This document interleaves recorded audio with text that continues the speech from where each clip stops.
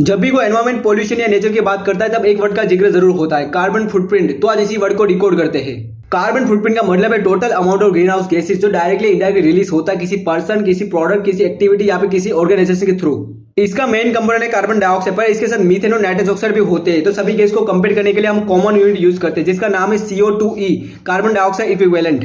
Example के तौर पर 1 kg बीफ प्रोड्यूस करने से 60 kg carbon dioxide equivalent release होता है। एक 2 घंटे की HD वीडियो स्ट्रीम करने से 440 ग्राम CO2e रिलीज होता है। एक फ्लाइट जो दिल्ली से मुंबई की वो 150 से लेकर 250 kg CO2e रिलीज करता है पर पैसेंजर। तो हर प्रोडक्ट, हर सर्विस, हर आदत के एनवायरमेंटल कॉस्ट होता है जो मोस्टली इनविजिबल है। इंडिया का हर एक सिटीजन यानी कि 140 करोड़ लोग हर साल 1.9 टन कार्बन फुटप्रिंट एमिट करता है। यही चीज यूएसए सिटीजन के लिए 16 टन पर ईयर है। पर दिक्कत यह है कि अर्बन मिडिल क्लास और अपर क्लास इंडिया में ये 6 से 10 टन तक पहुंच चुका है due to lifestyle, private transport और important food.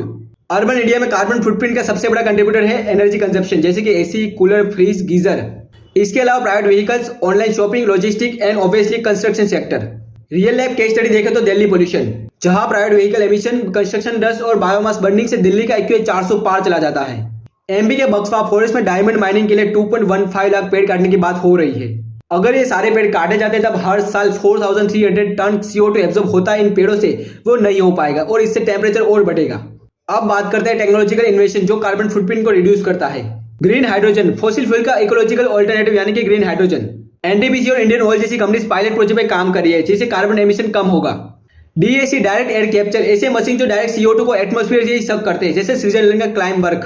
Carbon neutral cement, Dalmia cement जैसे इंडियन ब्रांड ने नेट जीरो टारगेट सेट किया है। फ्लाई ऐश और स्लैग यूज करके हम कार्बन इंटेंसिटी को कम कर सकते हैं। स्मार्ट एग्रीकल्चर, जिसमें हम IoT सेंसर को यूज कर सकते हैं प्रिसाइज फार्मिंग के लिए।